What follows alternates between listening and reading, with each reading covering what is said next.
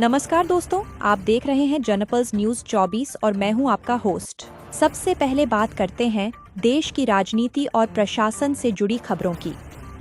राष्ट्रपति द्रौपदी मुर्मू आज मध्य प्रदेश के दौरे पर पहुंची हैं। इस दौरान वे कई महत्वपूर्ण कार्यक्रमों में हिस्सा लेंगी और विभिन्न विकास परियोजनाओं की समीक्षा भी करेंगी। उनके इस दौरे को प्रदेश के लिए काफी महत्वपूर्ण माना जा रहा है। दूसरी बड़ी खबर प्रधानमंत्री नरेंद्र मोदी से जुड़ी है। केंद्र सरकार देश भर में चल रही विकास योजनाओं की लगातार समीक्षा कर रही है। सड़क, रेलवे, डिजिटल सेवाओं और बुनियादी ढांचे पर विशेष ध्यान दिया जा रहा है। सरकार का दावा है कि आने वाले महीनों में कई नई परियोजनाएं शुरू होंगी। तीसरी खबर अंतर्राष्ट्रीय स्तर से है। G7 देशों ने अमेरिका और ईरान के बीच चल रही बातचीत का स्वागत किया है।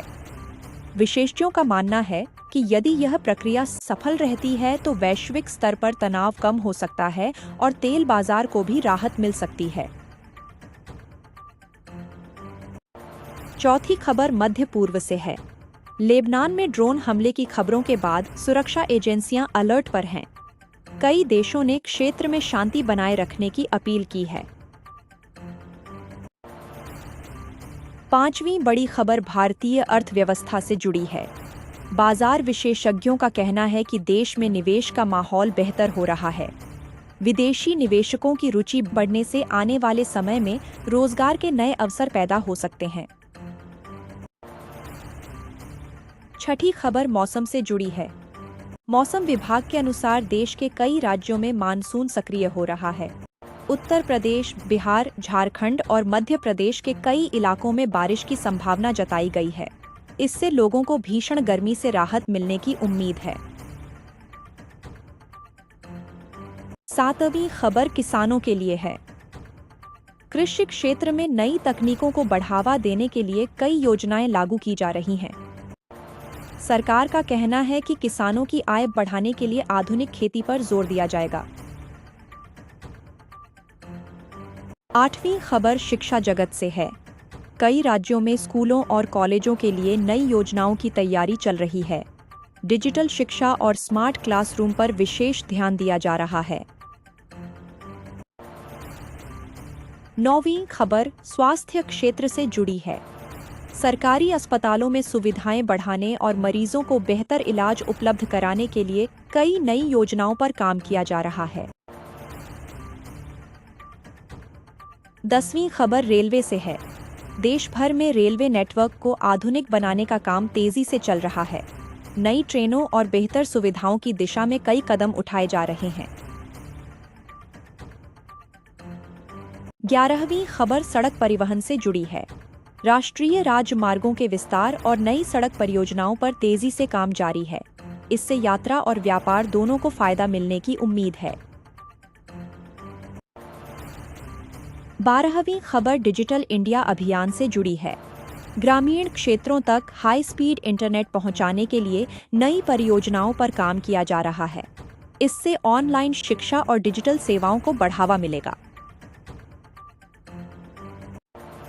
13वीं खबर खेल जगत से है।